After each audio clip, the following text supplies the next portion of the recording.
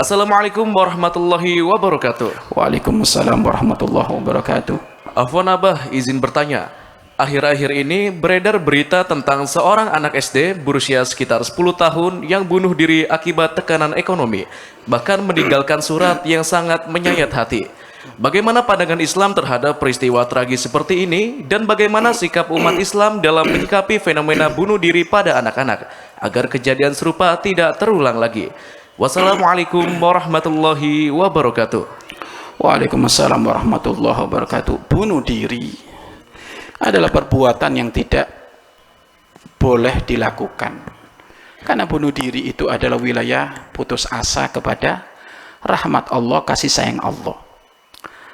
Orang putus asa itu orang yang paling kurang ajarnya kepada Allah. Tetapi anak kecil kok bisa seperti itu? Kalau anak kecil belum balik, tentu beban dosa tersebut adalah dikenakan kepada orang tuanya. Dalam arti dikenakan kepada orang tuanya, kok bisa anak kecil bunuh diri? Berarti pendidikan orang tuanya teledor. Didik anak teledor. Bagaimana anak kecil kok sudah bisa dibebankan untuk mikir masa depannya? Itu kan orang tua harusnya yang mikir. Maka dosanya bunuh diri itu ya otomatis orang tuanya yang terkena. Kenapa? Teledor, akhirnya anaknya bunuh diri. Atau mungkin itu anak pelajarannya pelajaran TikTok, pelajaran drama-drama yang ruwet di TV-TV itu. Ya kan film-film di TV-TV kan gitu. Makanya mudah-mudahan ada di antara kamu sholat sekolah kuliah perfilman, ya kan, nanti bikin film yang islami, ya kan. Nah ini bikin film judulnya bunuh diri, ditonton tuh oleh anak kecil. Oh jadi menyelesaikan masalah itu kalau nggak kuat minum prostek. Nah ini kan kacau ini. Makanya ini keteledoran orang tua. Lah bagaimana sikap kita? Ya kita harus sedih dong. Ada nyawa hilang kita harus sedih dong. Kalau nggak sedih nggak ada iman dong. Kita sedih.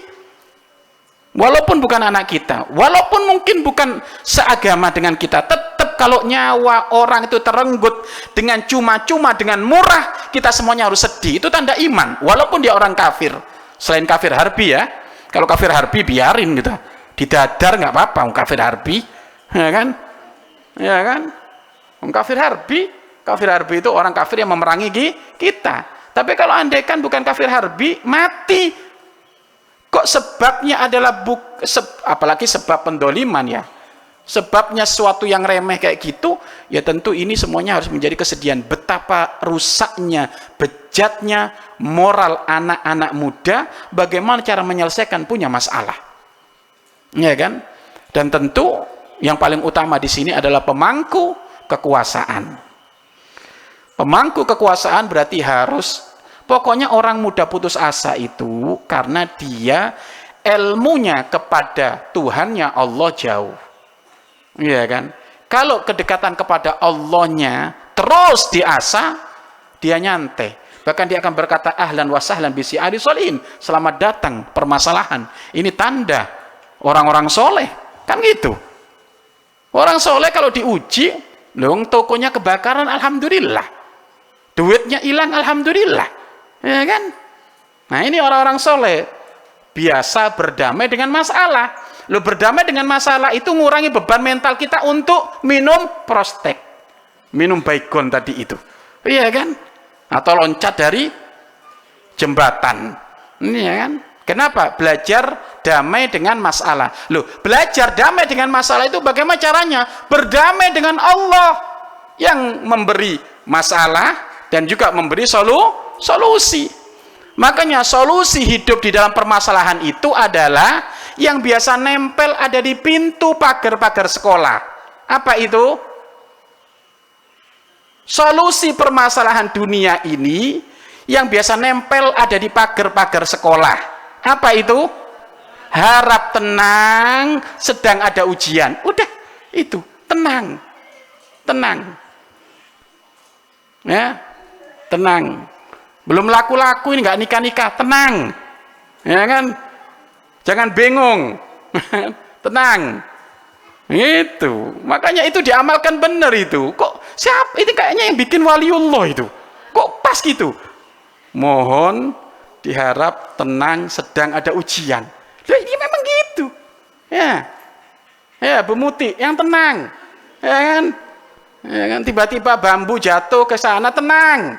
Ya kan? Jadi jangan baperan. Kita punya Allah. Pokoknya lalui kehidupanmu dengan tenang, ya kan? Ujian lalui dengan ketenangan, maka solusi itu datang, akan diberi oleh Allah, nyamper ke pintu rumah kita. Maka ya kita evaluasi, berbenah semuanya. Kalau memang seperti itu, coba di kampung tersebut, ayo, mungkin ada ulama-ulama yang ada di situ, bikin pondok di situ. Kalau memang ternyata bikin pondok susah di situ, hei orang-orang kaya raya, jangan diem kamu. Duitmu buat apa kalau nggak bangun pondok? Bikin pondok di situ. Kalau nggak ada kiainya, undang kiai dari luar. Tapi kamu fasilitasi, ngundang kiai, suruh mikir tiket sendiri, suruh mikir bensin sendiri, pusing kiainya, ya kan? Makanya kamu kalau kaya raya jangan pelit, ya kan? Kamu kalau kaya raya jangan pelit. Berapa kamu? Kalau kaya raya jangan tanggung.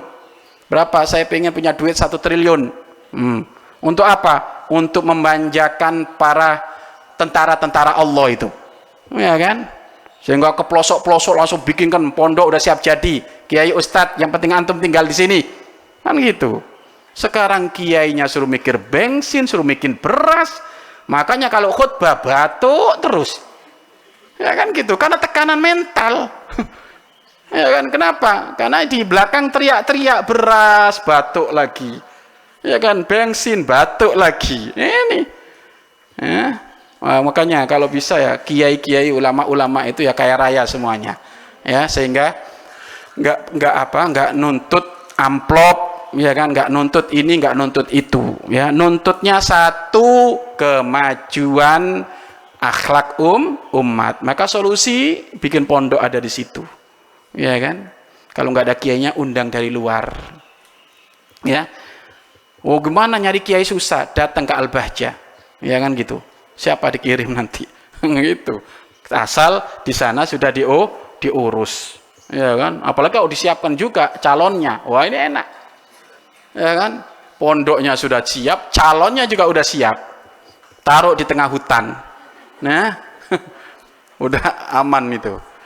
Baik, seperti itu. Ya kita sedih lah, anak kecil harusnya dia fokus belajar, mengakhiri kehidupannya gara-gara beban mental, urusan ekonomi, mungkinnya dimakan susah, orang tuanya berantem terus, kanan kirinya tidak menghidupkan hatinya, ya akhirnya sudahlah, akhirnya mati.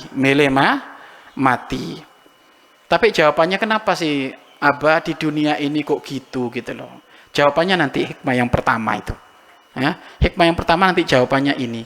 Kenapa ada orang mati sia-sia? Terus kenapa ada orang mati husnul khotimah? Itu jawabannya nanti hikmah yang pertama, nanti sore, ya. Jadi kita semuanya harus merasa peduli, merasa sedih, merasa tidak nyaman dengan matinya itu anak.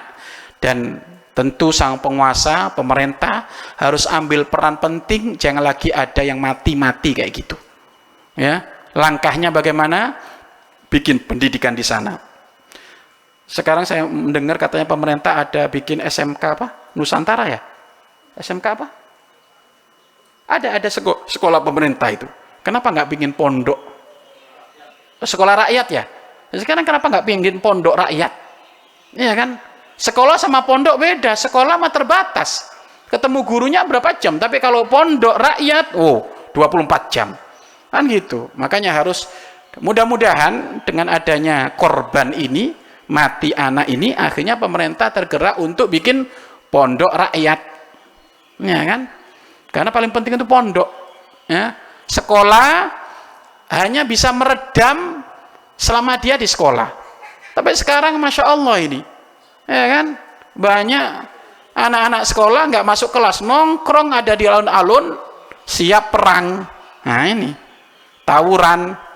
Nah ini juga macam-macam. Tapi kalau pondok nggak ada. Anak pondok tawuran, ada pondok tawuran, pondok ini tawur sama pondok, nggak ada, ya kan.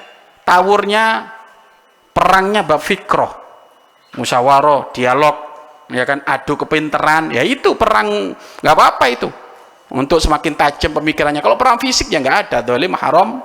Maka di pondok tidak boleh ada pembulian, tidak boleh ada dolim yang kecil dianiaya atau yang gede sewena-wena ketemu dikeluarkan dari tempat ini.